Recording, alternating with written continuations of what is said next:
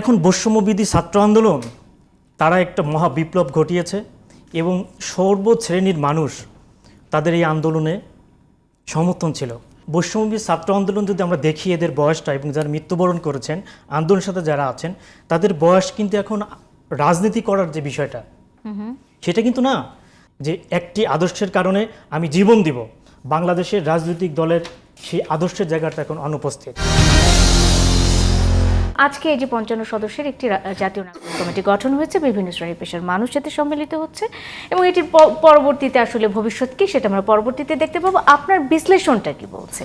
এটি কি আসলে সেই আমরা যেটি আশা করছিলাম রাজনৈতিক দল, এভাবে কি আমরা দেখতে পাবো জাতীয় নাগরিক কমিটিকে?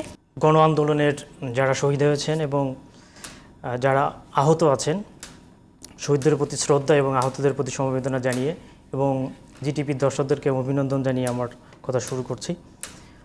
আমাদের আসলে জাতি হিসাবে আমাদের কতগুলো বিষয় ক্লিয়ার করতে হবে। এই যে বলছে যে জনগণ, আসলে জনগণ যে বলছে সেটা মাপকাঠিটা কি? জনগণ বলতে যদি আপনি আপনার নিজের মতো যেমন স্বৈরাচার ফ্যাসিবাদ শেখ হাসিনাও কিন্তু এটাই বলেছিল যে জনগণ আমাকে ভোট দিয়ে ক্ষমতা এনেছে। এবং আপনার মনে থাকবার কথা, হাসানুল্লাহ ইনু 14 নির্বাচনের সময় বলেছিল যে 6% ভোট পড়েছে। মাননীয় প্রধানমন্ত্রী বলছেন আমি এতেই হ্যাপি। এখন বৈষম্যবিধি ছাত্র আন্দোলন তারা একটা মহা বিপ্লব ঘটিয়েছে এবং সর্বশ্রেণীর মানুষ তাদের এই আন্দোলনে সমর্থন ছিল। যেমন আমি একসময় ছাত্র আন্দোলনের মধ্যে ছিলাম এবং এই আন্দোলনে আমি ফাইন্যান্স করেছি, মাঠে ছিলাম এবং আমার অনেক কর্মচারী বা আমার অনেক পরিচিত তারা কিন্তু আহত হয়েছেন, অনেকে নিহত হয়েছেন।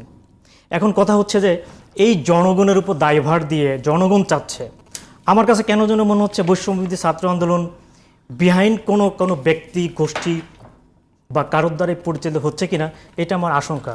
আমি আসলে জানি না সঠিক বিষয়টা, কারণ বৈষম্যবিধি ছাত্র আন্দোলন যদি আমরা দেখি এদের বয়সটা এবং যারা মৃত্যুবরণ করেছেন আন্দোলনের সাথে যারা আছেন তাদের বয়স কিন্তু এখন রাজনীতি করার যে বিষয়টা সেটা কিন্তু না।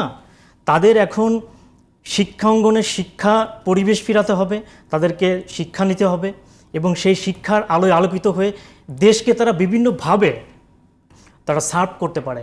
কিন্তু এখন যদি তারা এই বয়সে যদি ছাত্র বয়সের শেষ না করে তারা শিক্ষা অর্জন না করে এবং তাদের মেধাকে আরও শানিত করে তারা যদি এখনই যদি এই বৈষম্যবিধি ছাত্র আন্দোলনের এই যে সাধারণ জনগণের একটা আকাঙ্ক্ষা বাস্তবায়নের যে প্রত্যাশা তাদের প্রতি ছিল, আমার কেন মনে হচ্ছে তারা যদি আন্দোলনের এই সুফলটাকে তারা যদি নিজেদের কাছে নিতে চায়, এটা আমি একজন ক্ষুদ্র মানুষের মনে করি এটা চরমভাবে এটার একটা তারা প্রতিঘাত তারা পাবে। কারণটা হচ্ছে যে এই আন্দোলনটা কিন্তু শুধুমাত্র যদি বলেন ছাত্র আন্দোলন সেটা কিন্তু না।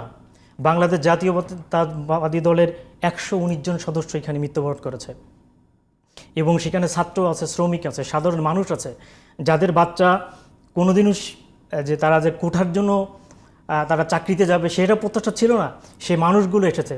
হতে পারে সেই মানুষটা জামাত করে, হতে পারে সেই মানুষটা বাংলাদেশ জাতীয়তাবাদী দল বিএনপি করে, সে অন্য কোনো দলের হতে পারে।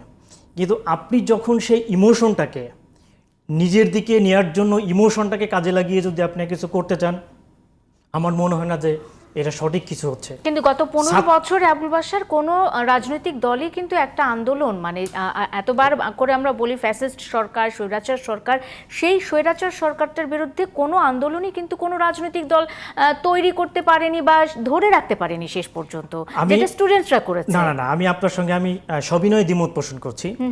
এই আন্দোলনে বাংলাদেশ জাতীয়তাবাদী দল 15টি বছর একটা স্ফুলিঙ্গের বারুদ তৈরি করে রেখেছিল, সেই বারুদে ছাত্ররা গ্যাস লাইটটা দিয়ে আগুন ধরিয়ে দিয়েছে। এবং আপনি যদি আবু সাইদের বুক পেতে দেওয়ার কথা বলেন তাহলে আমি বলবো যে এই বুক পেতে দিয়ে প্রথম দিয়েছিল বাংলাদেশ জাতীয়তাবাদী দলের রহিম নামে ভোলার একটি ছেলে, যেখানে তাকে নির্মমভাবে গুলি করে হত্যা করেছে এবং সেই জেলার এসপি ছিলেন একজন আমলীগ করতেন, তিনি ছাত্রলীগ করতেন, ঢাকা বিষয়ে আমি তাকে চিনি পার্সোনালি। এটা তো একটা একটা মানুষের ক্ষোভ, মানুষের যে না পাওয়ার প্রত্যাশা, সেটাকে একটা জায়গাতে এসে যখন একটা বারুদ হলো, সেখানে ছাত্ররা তাদের বুকে রক্ত দিয়ে সেই সেখানে তারা দেশলাইতে আগুন কিন্তু জ্বালিয়েছে। ছাত্রদের আন্দোলনে জনগণের সম্পৃক্ততা ছিল আবুল বাশার ভাইয়া। হ্যাঁ, আমি যদি একটা দল রাজনৈতিক দলগুলোর সাথে কেন জনগণের সম্পৃক্ততা থাকে না, মানে তাদের আন্দোলনে কেন জনগণ নেমে আসে না?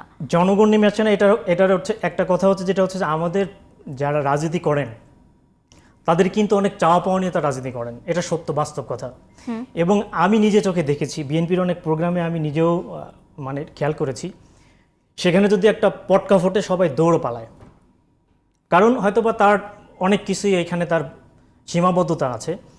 তো সেই সীমাবদ্ধতার কারণে তাদের যে আদর্শগত যে বিষয়টা থাকে, যে একটি আদর্শের কারণে আমি জীবন দিব, বাংলাদেশের রাজনৈতিক দলের সেই আদর্শের জায়গাটা এখন অনুপস্থিত।